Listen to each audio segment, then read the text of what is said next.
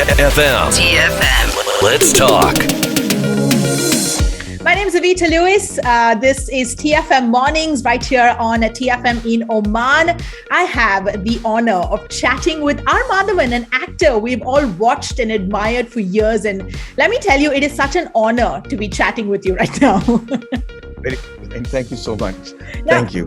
I feel like there's very few actors, who truly embody the term heartthrob. It's something that's been used vastly when it comes to describing you. And really, you are one of them, I think. And I've been watching the trailer of Rocketry over and over again. Each time I feel like I pick up different things, from the story itself, which I'm sure you will get to telling us is so explosive, is so filled with all these different nuances. It's looking really amazing. Congratulations on that, first of all. Thank you. That's very kind of you. Very flattering introduction. Thank you. And heartthrob is something that I don't relate to right now. It feels like you're talking about somebody else. But I'll take the compliment and my words, please. Thank you. Okay. Okay, that's good. Now, when it comes to biographies like Rocketry is, I feel like they're always a little bit harder than other movies because you have this responsibility, right? To tell this story, this life. You have to portray it like so accurately. And on top of that, you are acting, you are producing, you are writing, and this is your directorial debut as well. Just explain, how did that happen? Like, what was on your mind when you thought, yeah, okay, I can do this? I never thought that. And I don't think I'll ever think that. The first thing I want to answer is, yeah, biopics are difficult, but they're also easy. The difficult part is selecting which part of the biopic you want to keep because the script has already been written. Yeah. Somebody has lived the life and you found it exciting. And therefore you have to pick and choose the moments in their life to stitch together to make a movie.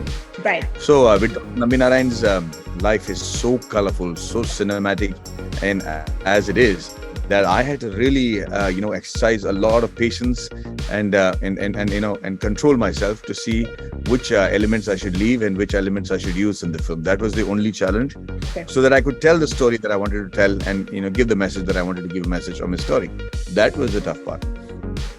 Secondly, I wrote it because I understood the science involved.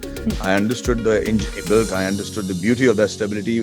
I understood the beauty of the liquid fuel propulsion engine and how he made it a self-rectifying and a self-relying engine.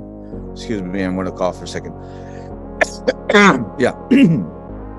Also, I acted in it because every actor wants to do a film where he's playing a young age to an old age, and especially if it looks like a James Bond film, and that's how it started. And I was very keen to do that. Yeah. But then I didn't realize what I was putting my head into. Yeah. I decided to produce it because nobody else wanted to produce it. They said, who's the heroine? How many songs? How many fights? And the answer was no songs, no fights, no heroine. And they said, no producer. So I said, fine, I'll produce it myself. Yeah. And so I jumped with a couple of other guys who believed insanely on Nambi Narayan himself. And, we had Varghese Mullen and Vijay Mullen and the 27th Entertainment.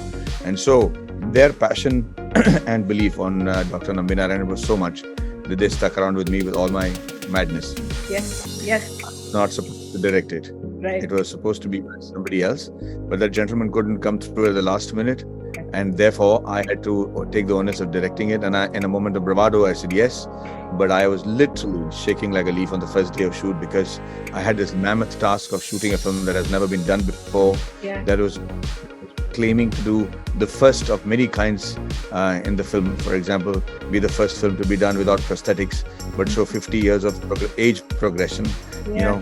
Put all the weight, the teeth and hair all genuinely in the film, show a rocket engine that has never been shown in a film, shoot in 3 languages in 8 countries and show a period of 50 years that has never been done in a film.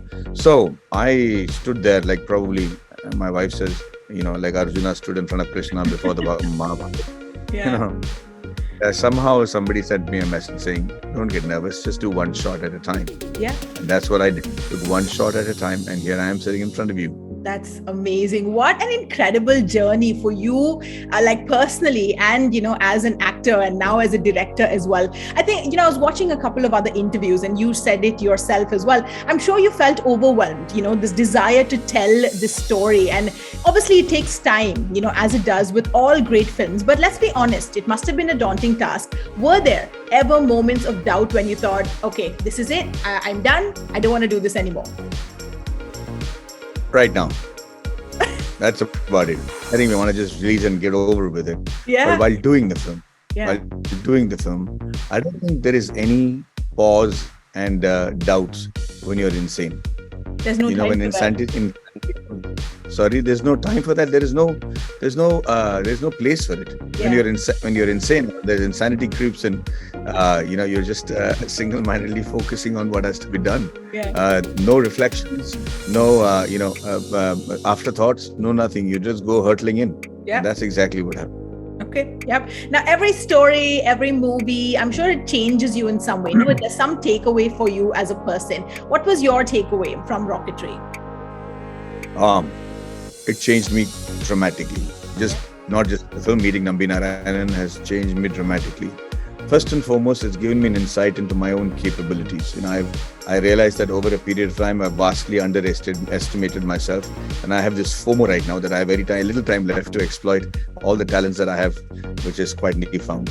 That not necessarily direction or writing, but other aspects of it also.